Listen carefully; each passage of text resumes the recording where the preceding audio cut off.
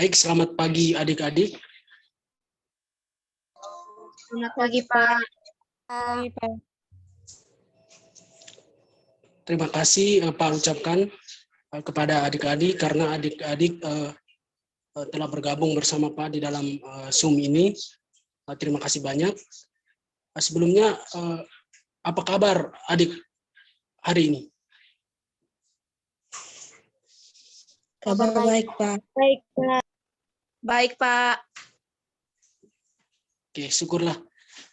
Sebelumnya, mohon maaf, sebelum kita melanjutkan bimbingan klasikal kita pada hari ini, Pak minta kesediaan salah satu dari adik-adik untuk memimpin kita dalam doa.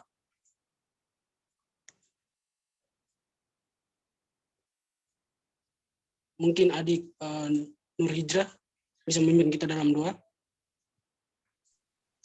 Baik, Pak. Selamat pagi, Pak dan teman-teman. Sebelum kita mulai kegiatannya, marilah kita berdoa. Sebelumnya, izinkanlah saya berdoa menurut agama dan keyakinan saya, yaitu Islam. Berdoa mulai. A'udzubillahi minasyaitonirrajim. Bismillahirrahmanirrahim. Alhamdulillahirabbil alamin. Arrahmanirrahim. Maliki yaumiddin. Iyyaka na'budu wa iyyaka nasta'in. Ihdinas siratal mustaqim. Siratal ladzina an'amta 'alaihim ghairil maghdubi 'alaihim waladdallin. Amin. Berdoa selesai.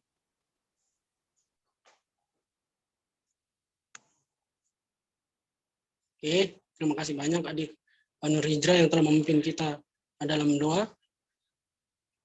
Selanjutnya, kita akan memulai bimbingan klasikal kita pada pagi hari ini. Tapi sebelumnya, Pak ingin bertanya, apakah adik-adik pernah mendengar bimbingan klasikal atau adik-adik sudah pernah mengikuti bimbingan klasikal sebelumnya? Belum, Pak. Belum, Pak. Oke, baik, jika belum, Pak ingin sedikit menjelaskan pengertian dari bimbingan klasikal. Jadi bimbingan klasikal itu sendiri salah satu layanan yang ada dalam bimbingan konseling yang dilakukan oleh konselor, dalam hal ini guru BK, kepada siswa-siswa berbasis kelas atau dalam satu ruangan yang besar, dengan maksud dan tujuan agar siswa-siswa memperoleh informasi dan juga pengetahuan berkaitan dengan topik yang diberikan oleh guru BK tersebut. Jadi itu merupakan pengertian dari bimbingan klasikal. Baik adik-adik, sebelum kita melangkah lebih jauh, di sini Pak memiliki sebuah game, di mana game ini melatih adik-adik untuk berkonsentrasi dan juga melatih kecepatan mata dan juga kecepatan dalam berpikir. Jadi di sini Pak telah menyediakan gambar hewan. Namun di sini ada beberapa hewan, sehingga Pak minta untuk adik-adik menyebutkan hewan-hewan apa saja yang terdapat pada gambar yang telah Pak sajikan. Kepada adik-adik, waktu dan tempat Pak persilakan. Gajah. Gajah, Gajah, kuda, kucing, Ular. Kucing. kucing, Baik adik-adik, tikus, bisa lebih teratur. Yang pertama, Ikan, Pak. gajah, oke, baik, Pak. terima kasih. Oke, gajah, oke, baik, bagus. Selanjutnya, Kuda, Anjing, Pak.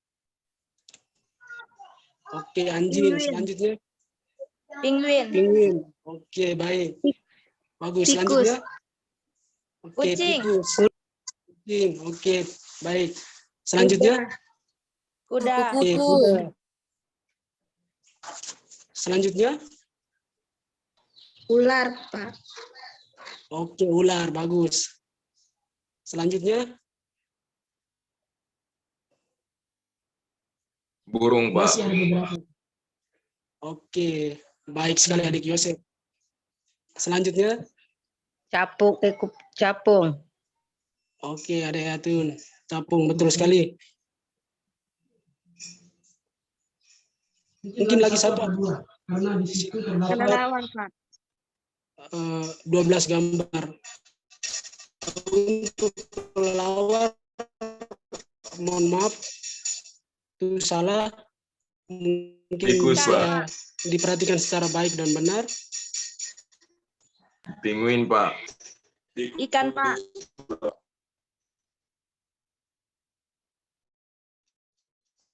Oke, tikus. Betul sekali.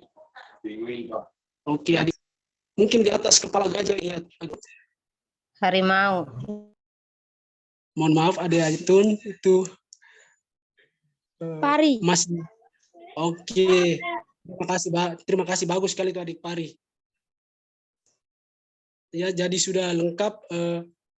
Terdapat 12 hewan di situ. Jadi adik-adik sudah menyebutkan semuanya secara tepat, dan di sini Bapak bisa melihat bahwa adik-adik sudah sangat berkonsentrasi dalam melihat dan memilah gambar tersebut. Terima kasih adik-adik. Selanjutnya kita masuk kepada materi kita pada hari ini yang berkaitan dengan menumbuhkan rasa empati.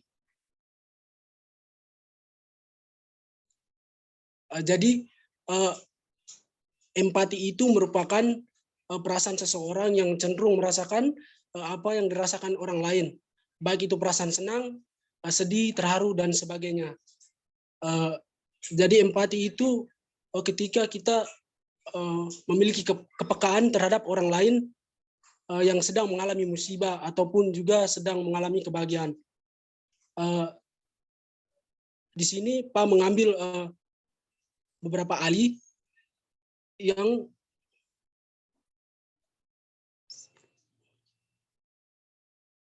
yang berpendapat bahwa mohon maaf, yang pertama itu M. Umar dan Amit Ali berpendapat bahwa empati didefinisikan sebagai kecenderungan yang dirasakan seseorang untuk merasakan sesuatu yang dilakukan orang lain, andaikan dirinya ada di posisi tersebut. Yang kedua, Patton. Patton berpendapat bahwa empati merupakan menjalin sebuah relasi yang akrab hingga bisa memahami perasaan orang lain, membutuhkan waktu dan proses. Meskipun tidak mudah, seseorang harus melakukannya demi memiliki rasa kasih dan memperhatikan orang yang dituju, memposisikan diri pada posisi orang lain. Itu merupakan pendapat dari dua ahli. Selanjutnya, terdapat manfaat dari empati itu sendiri. Yang pertama itu disukai orang sekitar. Di sini maksudnya bahwa ketika kita memiliki rasa empati, adik-adik mungkin ketika memiliki rasa empati, adik-adik akan disukai dan juga disenangi oleh orang-orang sekitar, baik itu di lingkungan masyarakat, di lingkungan sekolah, dan juga dimanapun. Yang kedua, menjauhkan diri dari sikap egois. Jadi maksud dari menjauhkan diri dari sikap egois ini adalah ketika kita memiliki rasa empati, kita akan peka dan juga tidak memiliki rasa egois terhadap orang yang mengalami musibah ataupun juga mengalami hal-hal lain. Yang ketiga, memperoleh kebaikan.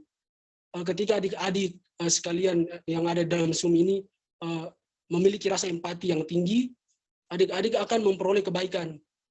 Kebaikan itu bisa datang dari siapa saja, dan juga adik-adik akan diperlakukan lebih baik dan juga dihormati baik di mana saja. Selanjutnya,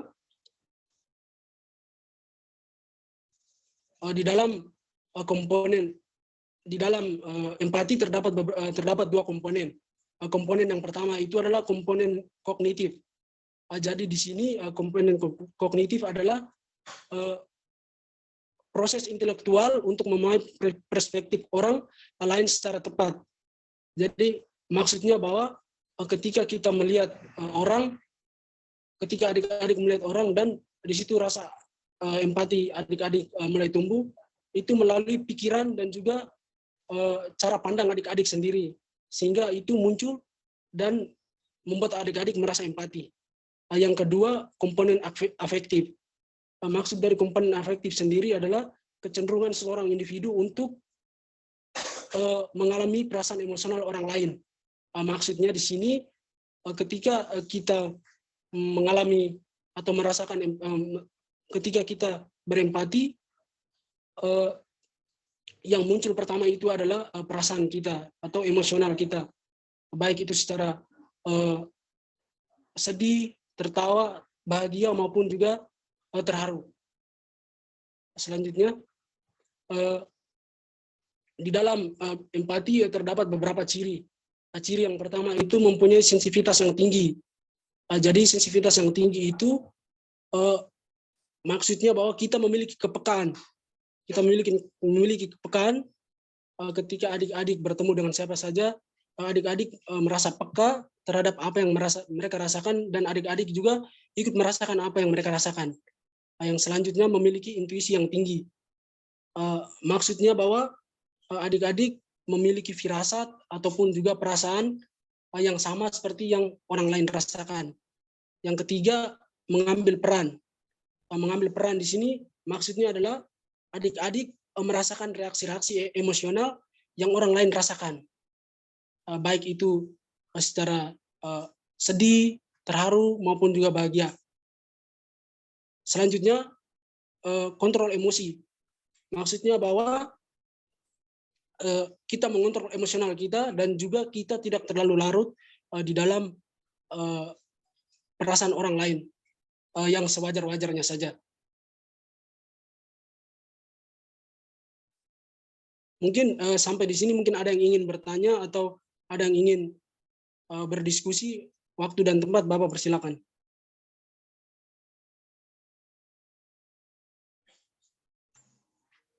Saya, Pak. Baik, Adik Helena, dipersilakan. Baik, Pak. Saya mau tanya, jika kayak kita tuh menonton sebuah film atau sinetron ataupun drakor, itu kan ada kayak adegan sedihnya, terus kita ikut menangis tuh, Pak. Itu bisa dinamakan empati atau tidak, Pak? Oke, baik Adik Helena, pertanyaan yang sangat bagus. Kalau menurut Pak, itu merupakan bentuk empati kita. Namun empati itu jangan sampai terlarut di dalam, misalnya Adik Helena menonton film drakor. Adik Helena mungkin di saat ada adegan-adegan yang sedih, mungkin Adik Helena mungkin merasa empati sehingga mengeluarkan air mata. Namun di situ Adik Helena tidak mungkin menangis sepanjang hari. Mungkin setelah selesai menonton drakor, Adik Helena mungkin bisa melakukan aktivitas yang lain dan bisa melupakan drakor tadi yang sudah adik nonton. Jadi menangis itu merupakan bentuk empati adik terhadap film drakor tersebut. Namun di situ adik jangan sampai terlarut di dalam rasa empati yang adik miliki tadi. Mungkin dari Pak seperti itu. Mungkin ada tanggapan balik dari adik. Waktu dan tempat Bapak persilakan. Tidak ada, Pak. Oke, baik adik. Selanjutnya kita lanjut ke materi selanjutnya. Di dalam empati ada cara-cara untuk menumbuhkan rasa empati itu sendiri. Yang pertama itu belajar lebih peka. Jadi belajar lebih peka ini merupakan hal yang paling penting di dalam menumbuhkan rasa empati. Jika adik-adik tidak memiliki rasa empati, tidak memiliki rasa yang peka, berarti di situ adik-adik tidak akan merasakan apa yang orang lain rasakan. Selanjutnya, jangan tinggi hati. Jadi ketika adik-adik menemui dan juga bertemu dengan orang-orang yang sedang mengalami musibah, di situ adik-adik jangan merasa tinggi hati dan juga mengatakan bahwa saya tidak mengalami apa yang seperti mereka lain alami. Adik menjadi sombong dan juga angkuh. Di situ adik dituntun untuk merasakan apa yang mereka rasakan. Selanjutnya, bayangkan jika diri menjadi orang lain. Jadi ketika adik-adik menemui orang yang mengalami musibah ataupun juga yang sedang merasa bahagia, adik-adik coba merasakan dan membayangkan bahwa adik-adik sedang berada dalam posisi orang-orang tersebut. Selanjutnya menerima perbedaan. Maksud dari menerima perbedaan ini adalah kita dilahirkan dari latar belakang budaya yang berbeda, keluarga yang berbeda, sehingga ketika ada orang yang mengalami musibah ataupun juga mengalami hal-hal yang tidak berkenan di hati, di situ adik-adik mencoba untuk melihat dari latar belakang mereka tersebut. Jangan menjudge mereka dengan kata-kata yang kurang sopan. Selanjutnya, yang kelima, berteman dengan siapa saja. Jadi kita ini sebagai makhluk sosial, di mana saja kita pasti akan bertemu dengan siapa saja, bersosialisasi dengan siapa saja, sehingga hal tersebut menjadi suatu ukuran untuk kita membangun relasi terhadap orang lain. Dengan begitu, rasa empati kita akan tumbuh dan juga akan berkembang dalam diri kita sendiri. Yang terakhir, jangan menghakimi. Jadi, maksud dari jangan menghakimi adalah setiap orang pasti mempunyai sisi baik dan juga sisi buruknya. Jadi, di saat kita menemui orang, kita jangan menghakimi dan juga menjudge mereka, karena hal tersebut akan membawa dampak buruk bagi mereka dan juga akan berdampak buruk pada pergaulan mereka di lingkungan mereka sendiri.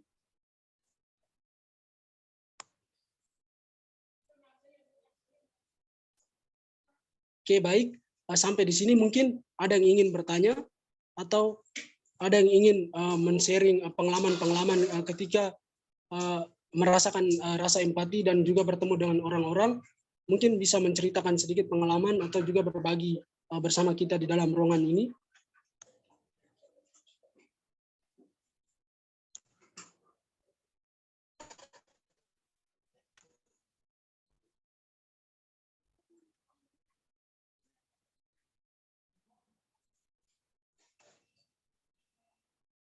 Oke, baik. Jika tidak ada, Pak ingin meminta kesediaan dari adik-adik untuk menyimpulkan materi kita pada hari ini. Pak persilakan kepada adik Yosep untuk menyimpulkan materi atau bimbingan kita pada hari ini. Waktu dan tempat Pak persilakan.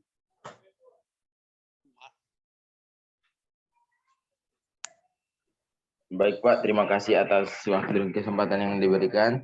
Sebelumnya saya mohon izin untuk tidak membuka kamera karena di tempat saya koneksinya kurang buruk Pak, kurang bagus Pak. Baik adik. Jadi menurut saya empati adalah satu rasa iba terhadap suatu kejadian yang bahagia maupun sedih terhadap suatu hal. Komponen-komponen empati itu seperti ada komponen kognitif dan kedua ada komponen efektif.